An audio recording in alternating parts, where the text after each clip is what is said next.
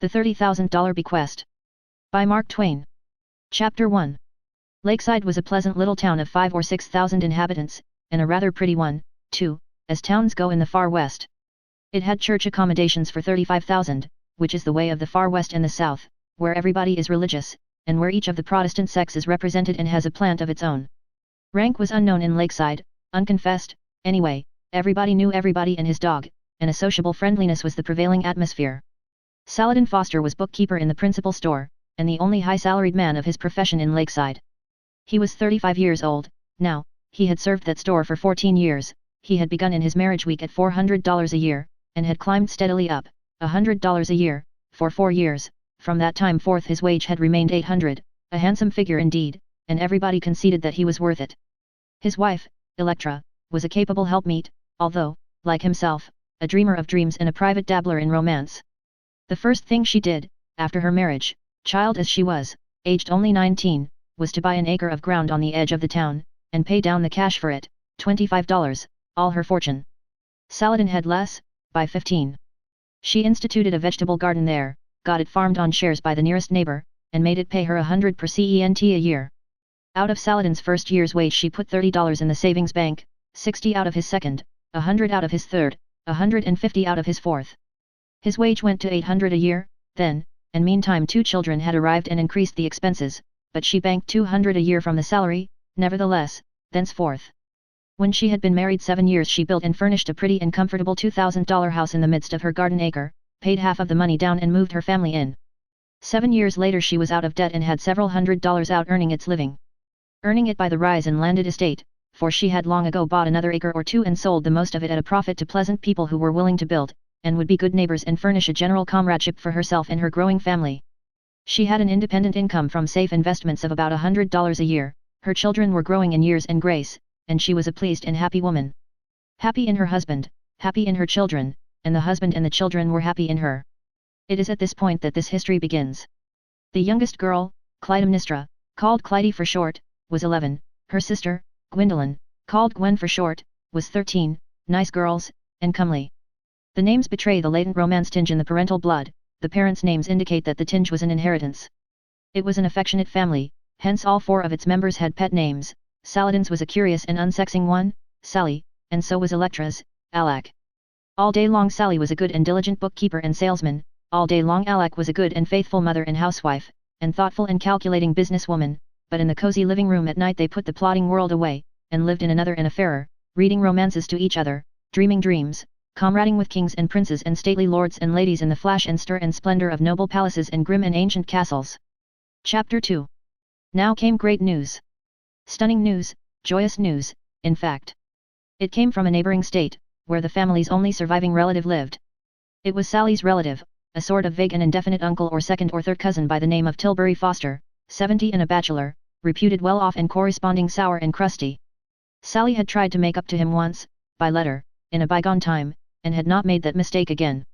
Tilbury now wrote to Sally, saying he should shortly die, and should leave him $30,000, cash, not for love, but because money had given him most of his troubles and exasperations, and he wished to place it where there was good hope that it would continue its malignant work. The bequest would be found in his will, and would be paid over. Provided, that Sally should be able to prove to the executors that he had taken no notice of the gift by spoken word or by letter, had made no inquiries concerning the moribund's progress toward the everlasting tropics, and had not attended the funeral. As soon as Alack had partially recovered from the tremendous emotions created by the letter, she sent to the relative's habitat and subscribed for the local paper. Man and wife entered into a solemn compact, now, to never mention the great news to anyone while the relative lived, lest some ignorant person carry the fact to the deathbed and distort it and make it appear that they were disobediently thankful for the bequest, and just the same as confessing it and publishing it, right in the face of the prohibition. For the rest of the day Sally made havoc and confusion with his books, and Alack could not keep her mind on her affairs, not even take up a flower pot or book or a stick of wood without forgetting what she had intended to do with it. For both were dreaming. $30,000. All day long the music of those inspiring words sang through those people's heads. From his marriage day forth, Alack's grip had been upon the purse, and Sally had seldom known what it was to be privileged to squander a dime on non-necessities. $30,000. The song went on and on. A vast sum, an unthinkable sum. All day long Alack was absorbed in planning how to invest it, Sally in planning how to spend it. There was no romance reading that night. The children took themselves away early, for their parents were silent, distraught, and strangely unentertaining. The good-night kisses might as well have been impressed upon vacancy, for all the response they got, the parents were not aware of the kisses, and the children had been gone an hour before their absence was noticed. 2 pencils had been busy during that hour, note-making, in the way of plans. It was Sally who broke the stillness at last. He said, with exultation. "Ah, it'll be grand, Alack. Out of the first 1,000 we'll have a horse and a buggy for summer, and a cutter and a skin lap robe for winter." Alack responded with decision and composure. "Out of the capital? Nothing of the kind. Not if it was 1,000,000. Sally was deeply disappointed, the glow went out of his face. "Oh, Alack," he said, reproachfully. "We've always worked so hard and been so scrimped, and now that we are rich, it does seem." He did not finish, for he saw her eye soften, his supplication had touched her. She said, with gentle persuasiveness. "We must not spend the capital, dear, it would not be wise. Out of the income from it. That will answer, Alack. How dear and good you are. There will be a noble income, and if we can spend that. Not all of it, dear, not all of it, but you can spend a part of it. That is, a reasonable part. But the whole of the capital, every penny of it, must be put right to work, and kept at it. You see the reasonableness of that, don't you?" "Why, yes. Yes, of course. But we'll have to wait so long. 6 months before the first interest falls due." "Yes, maybe longer." "Longer, Alack? Why? Don't they pay half yearly?" "That kind of an investment, yes, but I shan't invest in that way." "What way, then?" "For big returns." "Big. That's good. Go on, Alack. What is it?" "Coal. The new mines. Canal. I mean to put in 10,000. Ground floor. When we organize, we'll get 3 shares for 1. By George, but it sounds good, Alack. Then the shares will be worth, how much? And when?" "About a year. They'll pay 10% half yearly, and be worth 30,000. I know all about it, the advertisement is in the Cincinnati paper here. Land, 30,000 for 10, in a year. Let's jam in the whole capital and pull out 90. I'll write and subscribe right now, tomorrow it may be too late." He was flying to the writing desk, but Alack stopped him and put him back in his chair. She said. "Don't lose your head so. We mustn't subscribe till we've got the money, don't you know that?" Sally's excitement went down a degree or two, but he was not wholly appeased. "Why, Alack, we'll have it, you know, and so soon, too. He's probably out of his troubles before this, it's 100-0 he's selecting his brimstone shovel this very minute. Now, I think." Alack shuddered, and said. "How can you, Sally? Don't talk in that way, it is perfectly scandalous." "Oh, well, make it a halo, if you like, _I_ don't care for his outfit, I was only just talking." "Can't you let a person talk?" "But why should you want to talk in that dreadful way? How would you like to have people talk so about you, and you not cold yet?"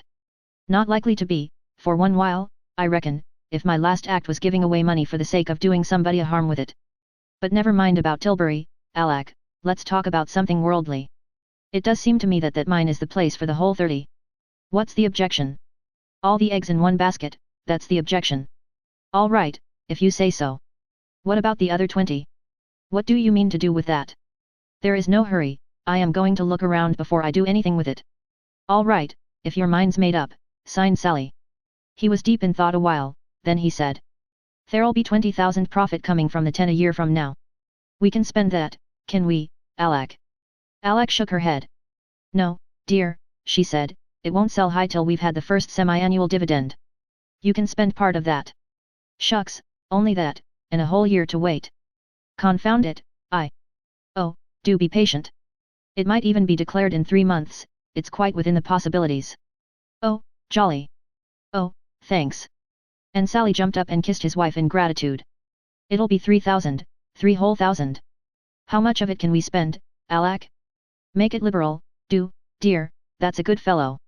Alack was pleased, so pleased that she yielded to the pressure and conceded a sum which her judgment told her was a foolish extravagance, $1,000. Sally kissed her half a dozen times and even in that way could not express all his joy and thankfulness. This new access of gratitude and affection carried Alack quite beyond the bounds of prudence, and before she could restrain herself she had made her darling another grant, a couple of thousand out of the 50 or 60 which she meant to clear within a year of the 20 which still remained of the bequest. The happy tears sprang to Sally's eyes, and he said. "Oh, I want to hug you." And he did it. Then he got his notes and sat down and began to check off, for first purchase, the luxuries which he should earliest wish to secure. Horse, buggy, cutter, lap robe, patent leathers, dog, plug hat, church pew, stem winder, new teeth, say, alack. Well. Ciphering away, aren't you? That's right. Have you got the 20,000 invested yet? No, there's no hurry about that, I must look around first, and think. But you are ciphering, what's it about? Why, I have to find work for the 30,000 that comes out of the coal, haven't I? Scott, what a head. I never thought of that. How are you getting along? Where have you arrived? Not very far, 2 years or 3. I've turned it over twice, once in oil and once in wheat. Why, alack, it's splendid. How does it aggregate? I think, well, to be on the safe side, about 180,000 clear, though it will probably be more. My! Isn't it wonderful? By gracious! Luck has come our way at last, after all the hard sledding, alack. Well. I'm going to cash in a whole 300 on the missionaries, what real right have we care for expenses? You couldn't do a nobler thing, dear, and it's just like your generous nature, you unselfish boy.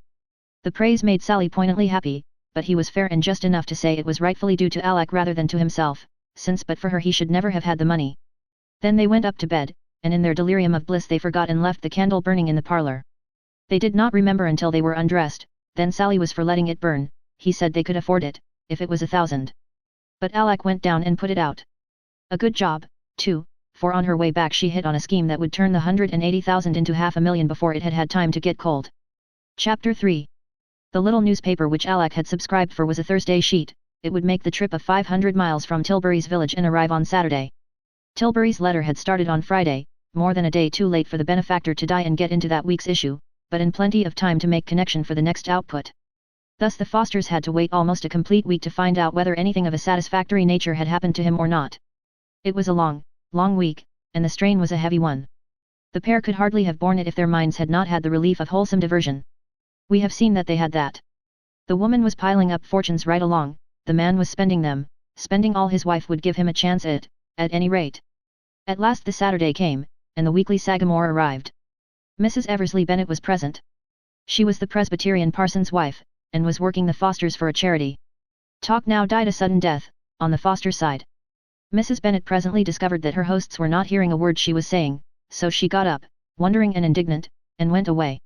The moment she was out of the house, Alack eagerly tore the wrapper from the paper, and her eyes and Sally's swept the columns for the death notices. Disappointment. Tilbury was not anywhere mentioned. Alack was a Christian from the cradle, and duty and the force of habit required her to go through the motions. She pulled herself together and said, with a pious 2% trade joyousness, "Let us be humbly thankful that he has been spared, and damn his treacherous hide, I wish." Sally. For shame. I don't care, retorted the angry man. It's the way you feel, and if you weren't so immorally pious you'd be honest and say so. Alack said, with wounded dignity. I do not see how you can say such unkind and unjust things. There is no such thing as immoral piety. Sally felt a pang, but tried to conceal it under a shuffling attempt to save his case by changing the form of it, as if changing the form while retaining the juice could deceive the expert he was trying to placate. He said, I didn't mean so bad as that, Alack, I didn't really mean immoral piety, I only meant, well, conventional piety, you know, shop piety, why, you know what I mean. Alack, well, where you put up that plated article and play it for solid, you know, without intending anything improper, but just out of trade habit, ancient policy, petrified custom, loyalty to, hang it, I can't find the right words, but you know what I mean, Alack, and that there isn't any harm in it. I'll try again. You see, it's this way. If a person... You have said quite enough, said Alack, coldly, let the subject be dropped. I'm willing, fervently responded Sally, wiping the sweat from his forehead and looking the thankfulness he had no words for. Then, musingly, he apologized to himself. I certainly held threes, I know it, but I drew and didn't fill. That's where I'm so often weak in the game. If I had stood pat, but I didn't. I never do. I don't know enough. Confessedly defeated, he was properly tame now and subdued. Alack forgave him with her eyes. The grand interest, the supreme interest, came instantly to the front again, nothing could keep it in the background many minutes on a stretch. The couple took up the puzzle of the absence of Tilbury's death notice. They discussed it every which way, more or less hopefully, but they had to finish where they began, and concede that the only really sane explanation of the absence of the notice must be, and without doubt was, that Tilbury was not dead. There was something sad about it, something even a little unfair, maybe, but there it was, and had to be put up with. They were agreed as to that. To Sally it seemed a strangely inscrutable dispensation, more inscrutable than usual, he thought, one of the most unnecessary inscrutable he could call to mind, in fact, and said so, with some feeling, but if he was hoping to draw Alec he failed. She reserved her opinion, if she had one. She had not the habit of taking injudicious risks in any market, worldly or other. The pair must wait for next week's paper. Tilbury had evidently postponed. That was their thought and their decision. So they put the subject away and went about their affairs again with as good heart as they could. Now, if they had but known it, they had been wronging Tilbury all the time. Tilbury had kept faith, kept it to the letter. He was dead, he had died to schedule. He was dead more than 4 days now and used to it, entirely dead, perfectly dead, as dead as any other new person in the cemetery, dead in abundant time to get into that week's Sagamore, too, and only shut out by an accident which could not happen to a metropolitan journal, but which happens easily to a poor little village rag like the Sagamore. On this occasion, just as the editorial page was being locked up, a greatest quart of strawberry ice water arrived from Hostetter's Ladies and Gents Ice Cream Parlors, and the stickful of rather chilly regret over Tilbury's translation got crowded out to make room for the editor's frantic gratitude. On its way to the standing galley Tilbury's notice got pied. Otherwise it would have gone into some future edition, for weekly Sagamores do not waste live matter, and in their galleys live matter is immortal, unless a pie accident intervenes. But a thing that gets pied is dead, and for such there is no resurrection, its chance of seeing print is gone, forever and ever. And so, let Tilbury like it or not, let him rave in his grave to his fill, no matter, no mention of his death would ever see the light in the weekly Sagamore. Chapter 4. 5 weeks drifted tediously along. The Sagamore arrived regularly on the Saturdays, but never once contained a mention of Tilbury Foster. Sally's patience broke down at this point, and he said, resentfully, "Damn his livers, he's immortal." Alec gave him a very severe rebuke, and added with icy solemnity, "How would you feel if you were suddenly cut out just after such an awful remark had escaped out of you?" Without sufficient reflection Sally responded, "I'd feel I was lucky I hadn't got caught with it in me."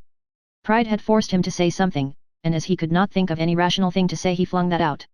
Then he stole a base, as he called it, that is, slipped from the presence, to keep from being brayed in his wife's discussion mortar. 6 months came and went. The Sagamore was still silent about Tilbury. Meantime, Sally had several times thrown out a feeler, that is, a hint that he would like to know. Alec had ignored the hints. Sally now resolved to brace up and risk a frontal attack. So he squarely proposed to disguise himself and go to Tilbury's village and surreptitiously find out as to the prospects. Alec put her foot on the dangerous project with energy and decision.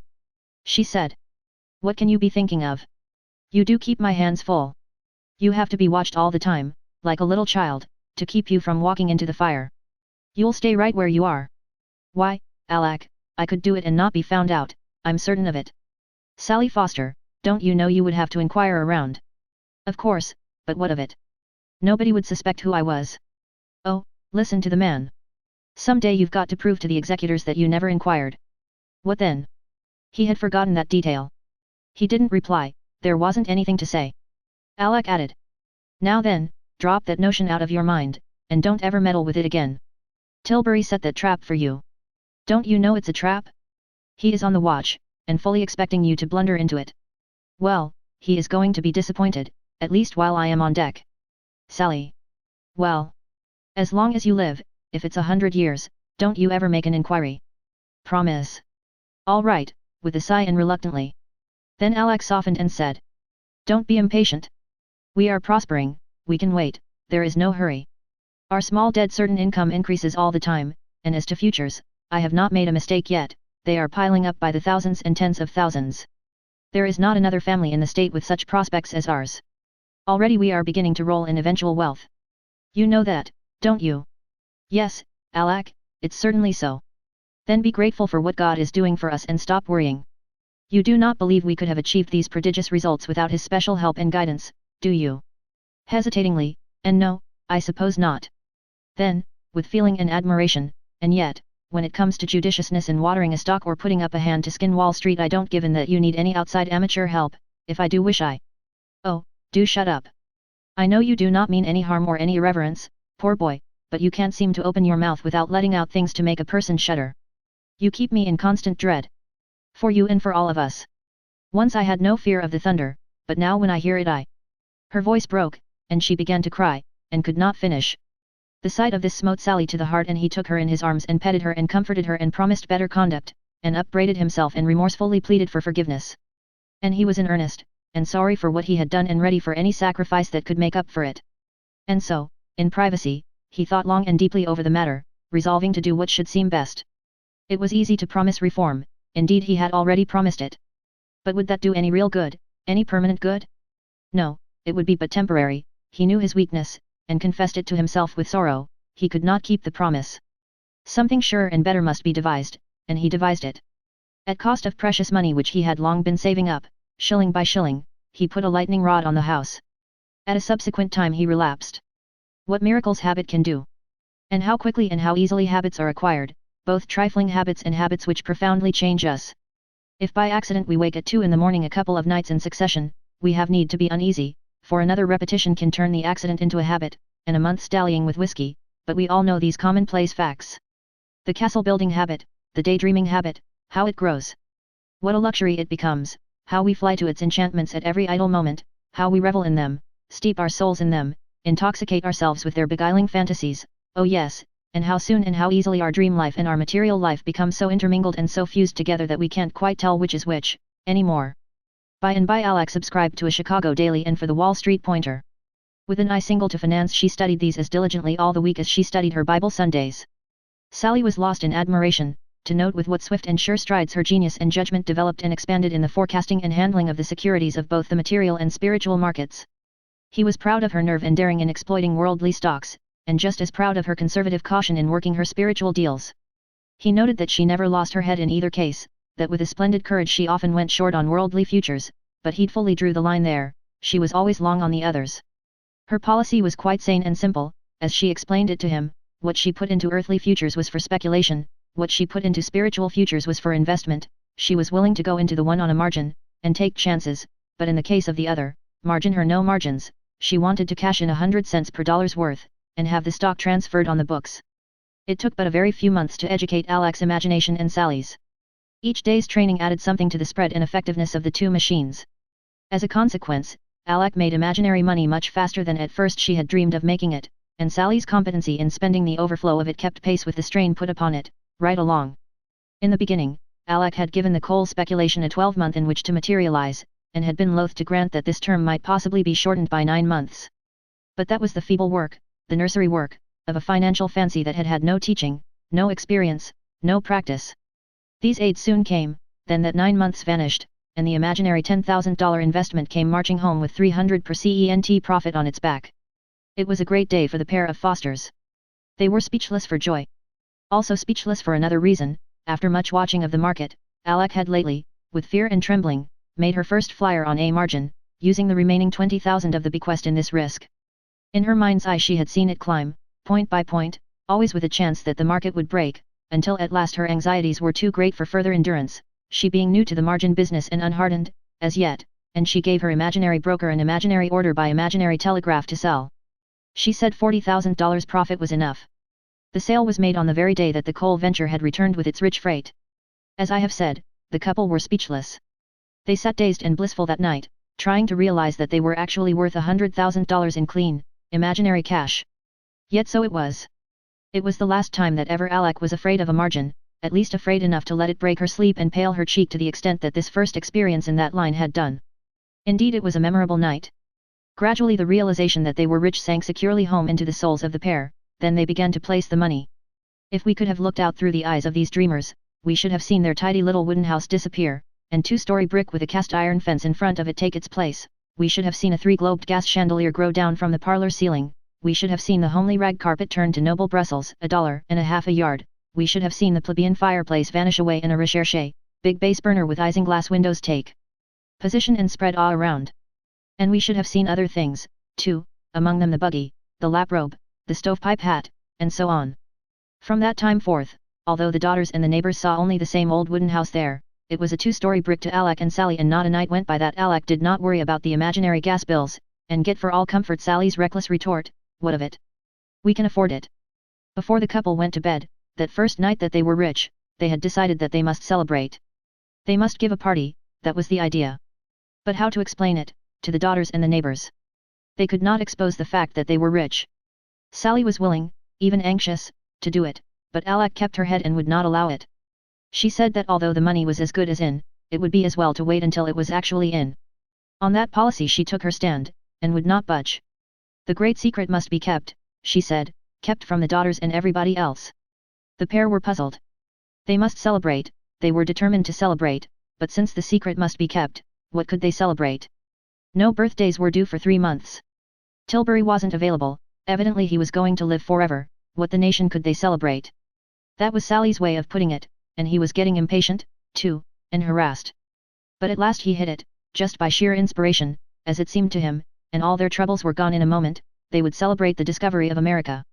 A splendid idea. Alec was almost too proud of Sally for words, she said she never would have thought of it. But Sally, although he was bursting with delight in the compliment and with wonder at himself, tried not to let on, and said it wasn't really anything, anybody could have done it. Whereat Alec, with a prideful toss of her happy head, said, "Oh, certainly. Anybody could, oh, anybody. Hosanna Dilkins, for instance. Or maybe Adelbert Peanut, oh, dear, yes. Well, I'd like to see them try it, that's all. Dear me sus, if they could think of the discovery of a 40-acre island it's more than I believe they could, and as for the whole continent, why, Sally Foster, you know perfectly well it would strain the livers and lights out of them and then they couldn't." The dear woman, she knew he had talent, and if affection made her overestimate the size of it a little, surely it was a sweet and gentle crime, and forgivable for its source's sake. Chapter 5. The celebration went off well. The friends were all present, both the young and the old. Among the young were Flossie and Gracie Peanut and their brother Adelbert, who was a rising young journeyman tinner, also Hosanna Dilkins, Jr., journeyman plasterer, just out of his apprenticeship. For many months Adelbert and Hosanna had been showing interest in Gwendolyn and Clytemnestra Foster, and the parents of the girls had noticed this with private satisfaction. But they suddenly realized now that that feeling had passed. They recognized that the changed financial conditions had raised up a social bar between their daughters and the young mechanics. The daughters could now look higher, and must. Yes, must. They need marry nothing below the grade of lawyer or merchant, Papa and Mama would take care of this, there must be no mésalliances. However, these thinkings and projects of theirs were private, and did not show on the surface, and therefore threw no shadow upon the celebration. What showed upon the surface was a serene and lofty contentment and a dignity of carriage and gravity of deportment which compelled the admiration and likewise the wonder of the company. All noticed it and all commented upon it, but none was able to divine the secret of it. It was a marvel and a mystery. Several persons remarked, without suspecting what clever shots they were making. "It's as if they'd come into property." That was just it, indeed. Most mothers would have taken hold of the matrimonial matter in the old regulation way, they would have given the girls a talking to, of a solemn sort and untactful, a lecture calculated to defeat its own purpose, by producing tears and secret rebellion, and the said mothers would have further damaged the business by requesting the young mechanics to discontinue their attentions. But this mother was different. She was practical. She said nothing to any of the young people concerned, nor to anyone else except Sally. He listened to her and understood and admired. He said, "I get the idea. Instead of finding fault with the samples on view, thus hurting feelings and obstructing trade without occasion, you merely offer a higher class of goods for the money, and leave nature to take her course.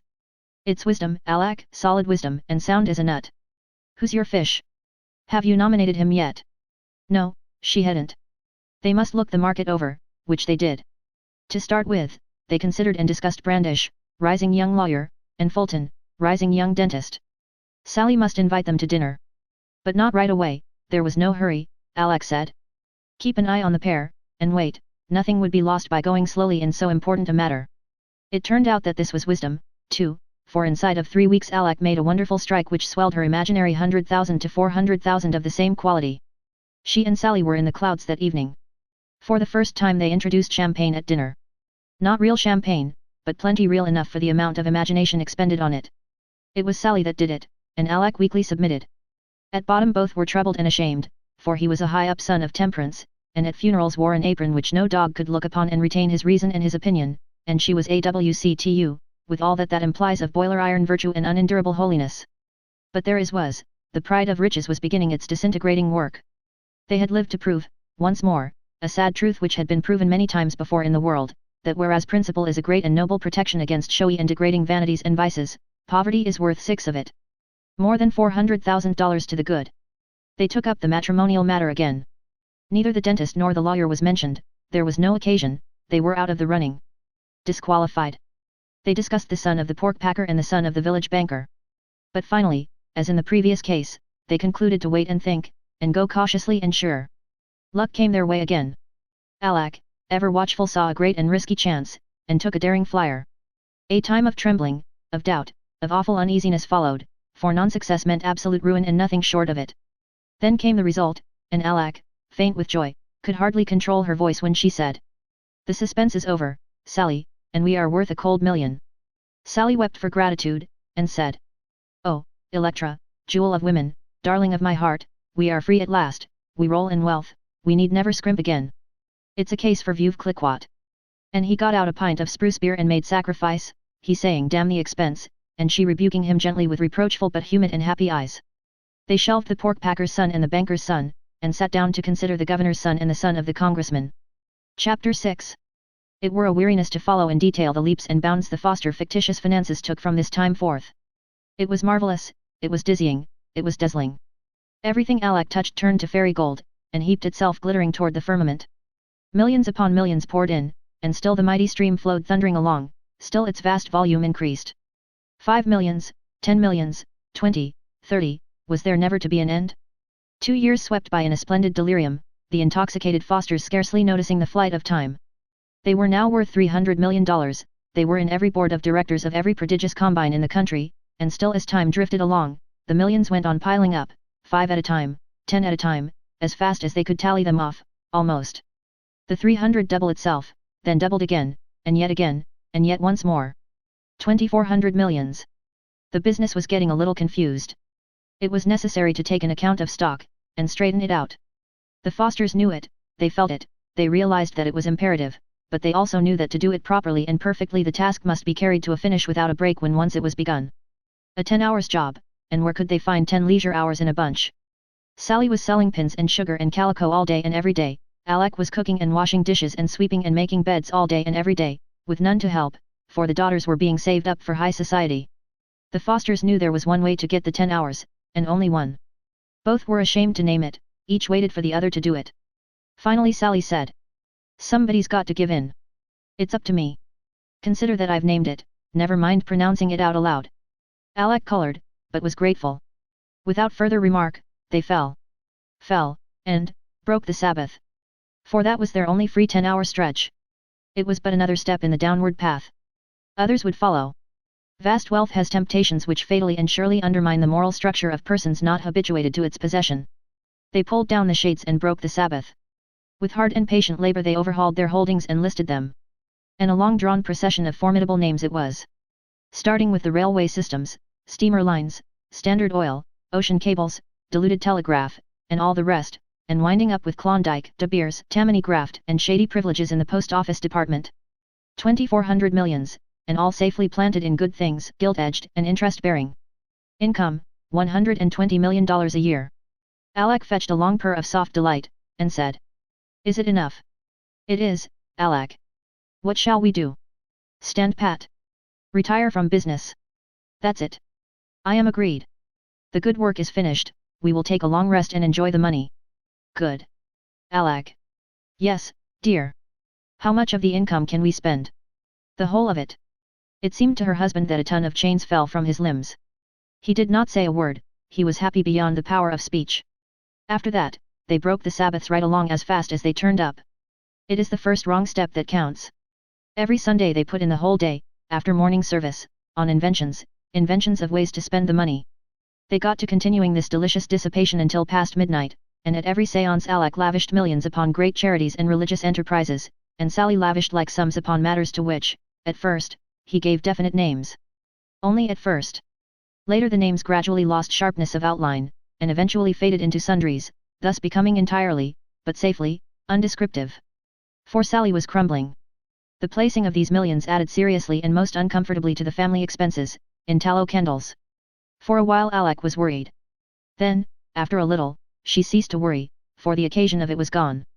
She was pained, she was grieved, she was ashamed, but she said nothing, and so became an accessory. Sally was taking candles, he was robbing the store. It is ever thus. Vast wealth, to the person unaccustomed to it, is a bane, it eats into the flesh and bone of his morals. When the Fosters were poor, they could have been trusted with untold candles. But let us not dwell upon it. From candles to apples is but a step. Sally got to taking apples, then soap, then maple sugar, then canned goods, then crockery.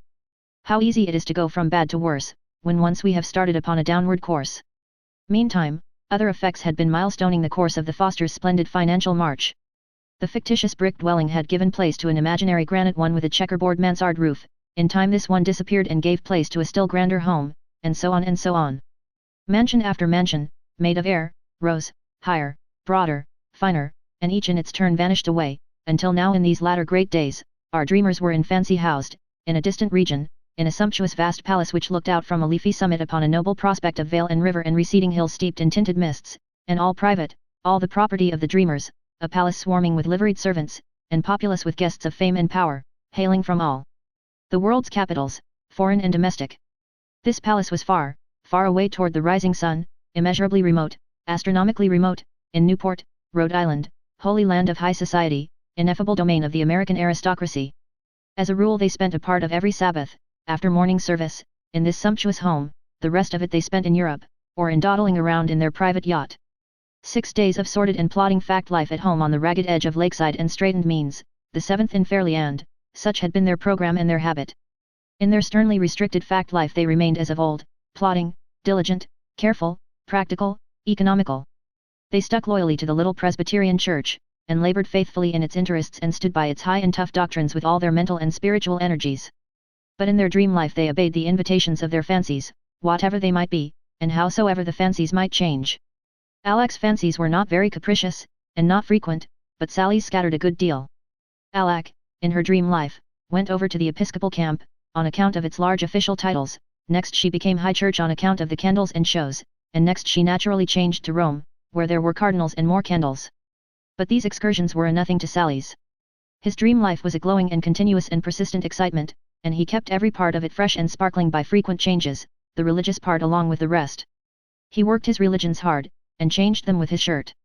The liberal spendings of the Fosters upon their fancies began early in their prosperities, and grew in prodigality step by step with their advancing fortunes. In time they became truly enormous. Alec built a university or two per Sunday, also a hospital or two, also a Roden hotel or so, also a batch of churches, now and then a cathedral, and once, with untimely and ill-chosen playfulness, Sally said, it was a cold day when she didn't ship a cargo of missionaries to persuade unreflecting Chinamen to trade off 24-carat Confucianism for counterfeit Christianity. This rude and unfeeling language hurt Alec to the heart, and she went from the presence crying. That spectacle went to his own heart, and in his pain and shame he would have given worlds to have those unkind words back. She had uttered no syllable of reproach, and that cut him. Not one suggestion that he look at his own record, and she could have made, oh, so many, and such blistering ones. Her generous silence brought a swift revenge, for it turned his thoughts upon himself, it summoned before him a spectral procession, a moving vision of his life as he had been leading it these past few years of limitless prosperity, and as he sat there reviewing it his cheeks burned and his soul was steeped in humiliation. Look at her life, how fair it was, and tending ever upward, and look at his own, how frivolous, how charged with mean vanities, how selfish, how empty, how ignoble. And its trend, never upward, but downward, ever downward. He instituted comparisons between her record and his own. He had found fault with her, so he mused, And what could he say for himself? When she built her first church, what was he doing?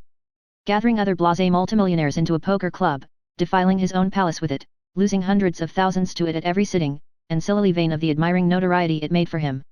When she was building her first university, what was he doing? Polluting himself with a gay and dissipated secret life in the company of other fast bloods, multimillionaires in money and paupers in character.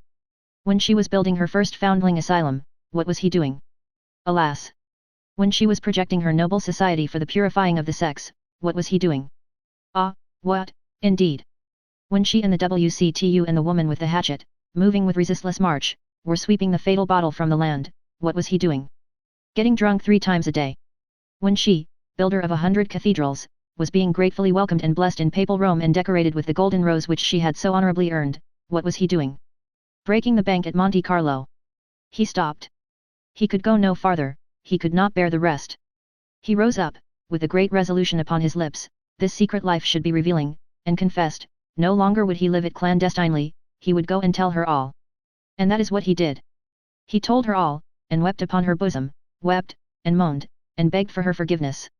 It was a profound shock, and she staggered under the blow, but he was her own, the core of her heart, the blessing of her eyes, her all in all. She could deny him nothing, and she forgave him. She felt that he could never again be quite to her what he had been before. She knew that he could only repent, and not reform, yet all morally defaced and decayed as he was he not her own, her very own, the idol of her deathless worship? She said she was his serf, his slave, and she opened her yearning heart and took him in. Chapter 7. One Sunday afternoon sometime after this they were sailing the summer seas in their dream yacht, and reclining in lazy luxury under the awning of the after-deck. There was silence, for each was busy with his own thoughts. These seasons of silence had insensibly been growing more and more frequent of late, the old nearness and cordiality were waning. Sally's terrible revelation had done its work. Alec had tried hard to drive the memory of it out of her mind, but it would not go, and the shame and bitterness of it were poisoning her gracious dream life. She could see now, on Sundays, that her husband was becoming a bloated and repulsive thing. She could not close her eyes to this, and in these days she no longer looked at him, Sundays, when she could help it. But was she herself without blemish? Alas, she knew she was not. She was keeping a secret from him, she was acting dishonorably toward him, and many a pang it was costing her.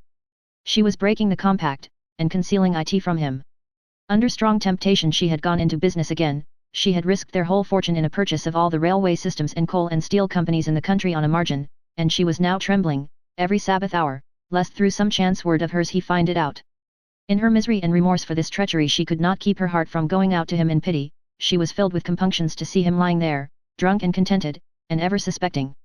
Never suspecting, trusting her with a perfect and pathetic trust, and she holding over him by a thread a possible calamity of so devastating a. Say, Alec. The interrupting words brought her suddenly to herself. She was grateful to have that persecuting subject from her thoughts, and she answered, with much of the old-time tenderness in her tone. Yes, dear. Do you know, Alec, I think we are making a mistake, that is, you are. I mean about the marriage business. He sat up, fat and froggy and benevolent, like a bronze Buddha, and grew earnest. Consider, it's more than 5 years. You've continued the same policy from the start, with every rise, always holding on for 5 points higher. Always when I think we are going to have some weddings, you see a bigger thing ahead, and I undergo another disappointment. I think you are too hard to please. Someday we'll get left. First, we turned down the dentist and the lawyer. That was all right, it was sound. Next, we turned down the banker's son and the pork butcher's heir, right again, and sound. Next, we turned down the congressman's son and the governor's, right as a trivet, I confess it. Next the senator's son and the son of the vice president of the United States, perfectly right, there's no permanency about those little distinctions. Then you went for the aristocracy, and I thought we had struck oil at last. Yes.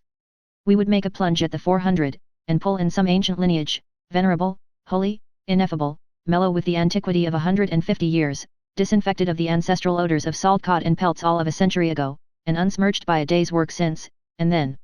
Why, then the marriages, of course. But no, along comes a pair of real aristocrats from Europe, and straightway you throw over the half-breeds. It was awfully discouraging, Alec. Since then, what a procession. You turned down the baronets for a pair of barons, you turned down the barons for a pair of viscounts, the viscounts for a pair of earls, the earls for a pair of marquises, the marquises for a brace of dukes. Now, Alec, cash in. You've played the limit. You've got a job lot of 4 dukes under the hammer, of 4 nationalities, all sound in the wind and limb and pedigree, all bankrupt and in debt up to the ears. They come high, but we can afford it. Come, Alec, don't delay any longer, don't keep up the suspense, take the whole layout, and leave the girls to choose.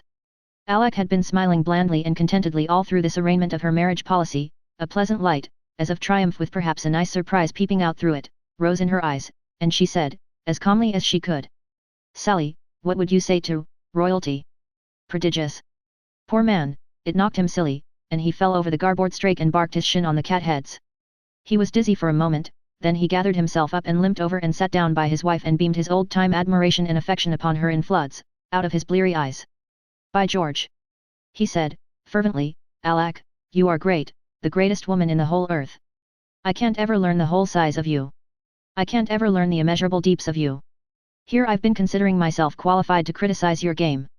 _I_why, if I had stopped to think, I'd have known you had a lone hand up your sleeve. Now, dear heart, I'm all red-hot impatience, tell me about it. The flattered and happy woman put her lips to his ear and whispered a princely name. It made him catch his breath, it lit his face with exultation. Land!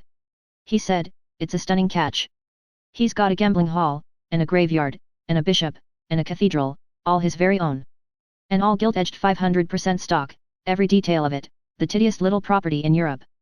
And that graveyard, it's the selectest in the world, none but suicides admitted, yes, sir, and the free list suspended, too, all the time. There isn't much land in the principality, but there's enough, 800 acres in the graveyard and 42 outside. It's a sovereignty, that's the main thing, land's nothing. There's plenty land, Sahara's drugged with it.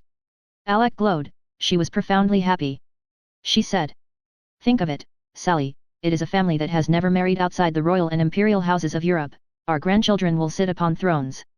True as you live, Alec, and bear scepters, too, and handle them as naturally and nonchalantly as I handle a yardstick. It's a grand catch, Alec. He's corralled, is he? Can't get away? You didn't take him on a margin. No. Trust me for that. He's not a liability, he's an asset. So is the other one. Who is it, Alec? His Royal Highness Sigismund Siegfried Lauenfeld Dinkelspiel Schwarzenberg Blutwurst, hereditary Grand Duke of Katzenjammer. No. You can't mean it. It's as true as I'm sitting here, I give you my word, she answered. His cup was full, and he hugged her to his heart with rapture, saying, how wonderful it all seems, and how beautiful. It's one of the oldest and noblest of the 364 ancient German principalities, and one of the few that was allowed to retain its royal estate when Bismarck got done trimming them. I know that farm, I've been there. It's got a rope walk and a candle factory and an army. Standing army. Infantry and cavalry. 3 soldier and a horse. Alec, it's been a long wait, and full of heartbreak and hope deferred, but God knows I am happy now. Happy, and grateful to you, my own, who have done it all. When is it to be? Next Sunday. Good. And we'll want to do these weddings up in the very regalest style that's going. It's properly due to the royal quality of the parties of the first part. Now as I understand it, there is only one kind of marriage that is sacred to royalty, exclusive to royalty, it's the morganatic. What do they call it that for, Sally? I don't know, but anyway it's royal, and royal only. Then we will insist upon it. More, I will compel it. It is morganatic marriage or none. That settles it. Said Sally, rubbing his hands with delight. And it will be the very first in America. Alack, it will make Newport sick. Then they fell silent, and drifted away upon their dream wings to the far regions of the earth to invite all the crowned heads and their families and provide greatest transportation to them. Chapter 8. During 3 days the couple walked upon air, with their heads in the clouds.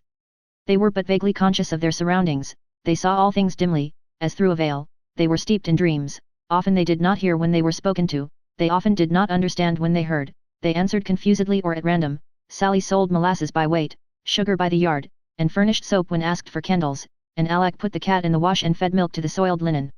Everybody was stunned and amazed, and went about muttering, what can be the matter with the Fosters? 3 days. Then came events. Things had taken a happy turn, and for 48 hours Alec's imaginary corner had been booming. Up, up, still up. Cost point was passed. Still up, and up, and up. Cost point was passed. Still up, and up, and up. 5 points above cost, then 10, 15, 20. 20 points cold profit on the vast venture, now, and Alec's imaginary brokers were shouting frantically by imaginary long distance, sell. Sell. For heaven's sake sell. She broke the splendid news to Sally, and he, too, said, sell. Sell, oh, don't make a blunder, now, you own the earth. Sell, sell. But she set her iron will and lashed it amidships, and said she would hold on for 5 points more if she died for it. It was a fatal resolve. The very next day came the historic crash, the record crash, the devastating crash, when the bottom fell out of Wall Street, and the whole body of gilt-edged stocks dropped 95 points in 5 hours, and the multimillionaire was seen begging his bread in the Bowery. Alec sternly held her grip and put up as long as she could, but at last there came a call which she was powerless to meet, and her imaginary brokers sold her out. Then, and not till then, the man in her was vanished, and the woman in her resumed sway. She put her arms about her husband's neck and wept, saying, I am to blame, do not forgive me, I cannot bear it. We are paupers. Paupers, and I am so miserable. The weddings will never come off, all that is past, we could not even buy the dentist, now. A bitter reproach was on Sally's tongue, I begged you to sell, but you, he did not say it, he had not the heart to add a hurt to that broken and repentant spirit. A nobler thought came to him and he said, bear up, my Alec, all is not lost. You really never invested a penny of my uncle's bequest, but only its unmaterialized future, what we have lost was only the increment harvest from that future by your incomparable financial judgment and sagacity. Cheer up, banish these griefs, we still have the 30,000 untouched, and with the experience which you have acquired, think what you will be able to do with it in a couple years. The marriages are not off, they are only postponed. These are blessed words. Alex saw how true they were, and their influence was electric. Her tears ceased to flow, and her great spirit rose to its full stature again. With flashing eye and grateful heart, and with hand uplifted in pledge and prophecy, she said, "Now and here I proclaim." But she was interrupted by a visitor. It was the editor and proprietor of the Sagamore. He had happened into Lakeside to pay a duty call upon an obscure grandmother of his who was nearing the end of her pilgrimage, and with the idea of combining business with grief he had looked up the Fosters, who had been so absorbed in other things for the past 4 years that they neglected to pay up their subscription. $6 due. No visitor could have been more welcome. He would know all about Uncle Tilbury and what his chances might be getting to be, cemetery wards. They could, of course, ask no questions, for that would squelch the bequest, but they could nibble around on the edge of the subject and hope for results. The scheme did not work. The obtuse editor did not know he was being nibbled at, but at last, chance accomplished what art had failed in. In illustration of something under discussion which required the help of metaphor, the editor said, "Land, it's a tough as Tilbury Foster, as we say." It was sudden, and it made the Fosters jump. The editor noticed, and said, apologetically, "No harm intended, I assure you. It's just a saying, just a joke, you know, nothing of it. Relation of yours?" Sally crowded his burning eagerness down, and answered with all the indifference he could assume. Well, not that I know of, but we've heard of him." The editor was thankful, and resumed his composure. Sally added, Is he, well? Is he well? Why, bless you, he's in Sheol these 5 years. The Fosters were trembling with grief, though it felt like joy. Sally said, noncommittally, and tentatively. "Ah, well, such is life, and none can escape, not even the rich are spared." The editor laughed. "If you are including Tilbury," said he, "it don't apply." He hadn't a cent, the town had to bury him.